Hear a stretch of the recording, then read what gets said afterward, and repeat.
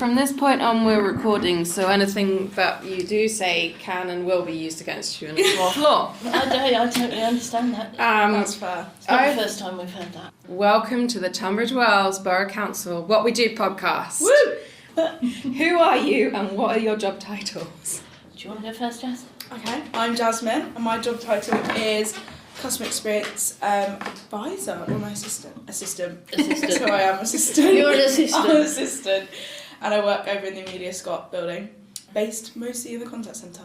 And I am Leslie, and I'm the contact centre team leader, so I look after the team that Jazz works on, and we deal with all the incoming telephone calls for Tunbridge Wells Borough Council. And I bet that you are having a lovely time doing that. Absolutely. What is the overall role of your team?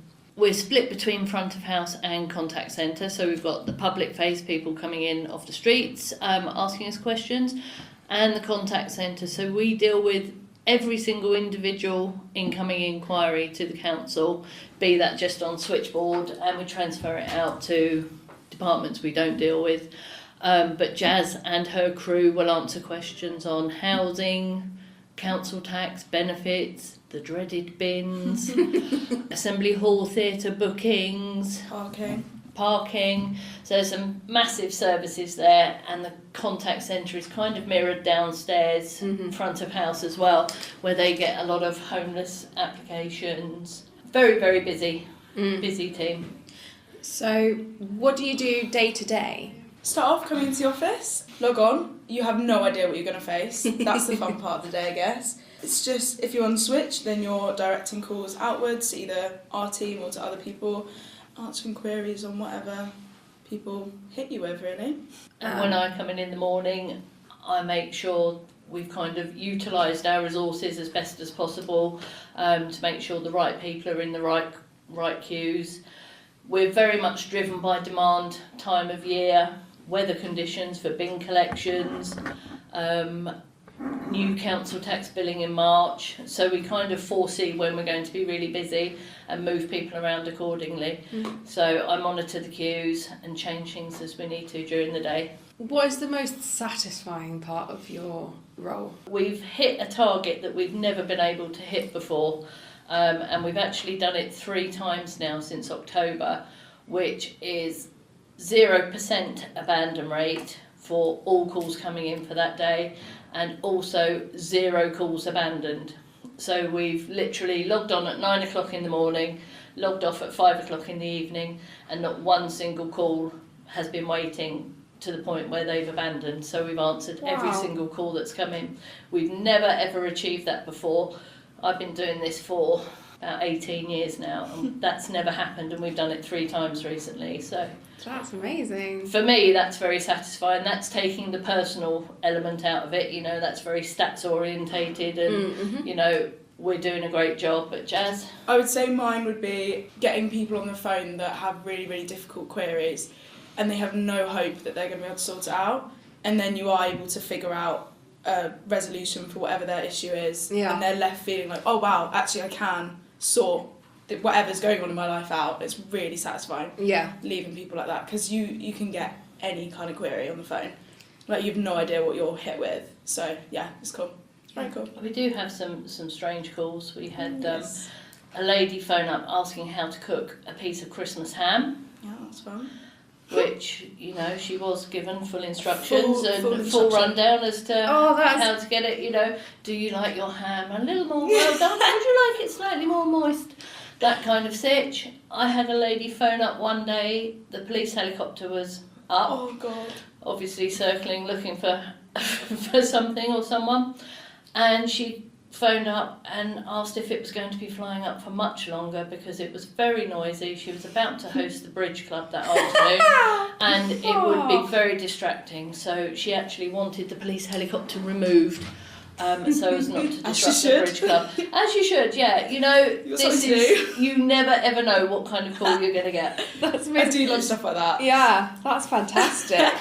I read a lot of the consultation responses, so similar things that you get where people are like, this consultation's about parking, but excuse me, I'm going to go off about the police helicopter for like 180 words. Exactly. Oh, that's, I guess those calls probably break up quite a lot of difficult ones as well. So sometimes you need them because when you've had a call like that and you kind of pass it round that this strange call's just happened, it does seem to kind of lift everybody, doesn't it? And you're like, 100%. wow, it's very Tunbridge Wells sometimes. yes, Very It's good. Tunbridge Wells. Yeah. And I love that we all talk about stuff like that. So Yeah. we have to share that kind of call. Yeah. Everyone needs to know, I've just been asked how to cook ham. But it sounds like it's a really quite a tight-knit team. Like, you guys support each other quite well.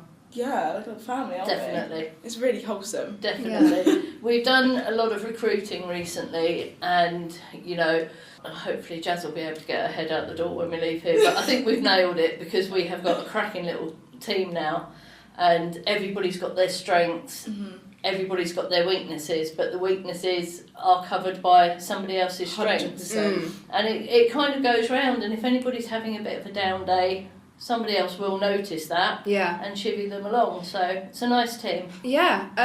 What sort of background do you need to get into this line of work? Because you've just been hiring recently, so if you have people coming from all different kinds of backgrounds, or are there specific skills that you look for? We're not asking for years and years of experience in customer service because a lot of the time you can't teach that. You are either a people person or you're not. So we look for personalities, the way people work together, which is why we have assessment days with group challenges and everything, to see how people work together. And we're very keen to kind of get the right fit for the existing team. You know, we want to make sure somebody's going to fit in. The services you can teach, but the actual kind of niceness and human element, you can't. And Jazz, would you agree with that? Oh yeah, I completely agree. I think it is literally just bring it down to being human beings, speaking to these people like actual human beings, and trying to like relate to what they're saying and understand what they're saying. So yeah, I feel like it's not something you can really teach that side of it, is it? No, It's you just can't. Human, really. I think it's important when you get off a call, you think, if that was my parents on the end of the phone, would I like them to have been dealt with the way I've just dealt with them? Yeah, so 100%. always think it's your parents or your grandparents on the phone. That empathy of making people into a real person, not just a problem. 100%. Exactly. But then also not taking on too much of it. That's another important thing. Are you leaving it at the door because You have to. you can't Don't resolve take it it? personally. No, if someone's shouting at you, sometimes you do just have to realise, actually, no, they're not shouting at me, they're shouting at the fact that they're angry with the situation. Yeah. It's not a personal thing. And a lot of the time I do say that, don't they? They're like, sorry, I'm not shouting at you. I'm shouting at the situation. You kind of are. But Yeah, you really are. Trust me, you are. Yeah. My ears hurt. Yeah. Oh, this has been really nice. What a nice chat. So I'm going to hit you now with the question I've selected from another more popular podcast. This will go viral. I was gonna say, This will go viral. We'll have a whole... We'll be off to Hollywood tomorrow. Yeah, we'll be back. Yeah. So, poppadoms or bread? Poppadoms. Poppadoms? Poppadoms. Poppadoms. Both of you going poppadoms. I'm getting Well, really close. fed up with bread. I went right off my sandwiches, didn't I? And I had a pot She noodle did. phase. But then she went off that as well. I'm off pot noodles and mac on sandwiches now, but poppadoms. Yeah. Poppadoms. Maybe this afternoon you should pop out to Tesco, get the whole team Valentine's some poppadoms. Valentine's dip. poppadoms. Oh, yeah. I'm always dips. talking about crisp and dip. I And love a bit of... If anyone calls the call centre on the 14th of February 2025 and they can just hear the poppadoms It might be a bit crunching. crunchy in there this afternoon. They can generally hear something, either a can, not always Stella. Sometimes it's Coke or Tango or something. Or they can hear the rustle of crisp packets or chocolate bars or... Marshmallows only in the contact centre, the We've silent tried food. that. The silent food, yeah, we just kept sticking them on marshmallows. each other.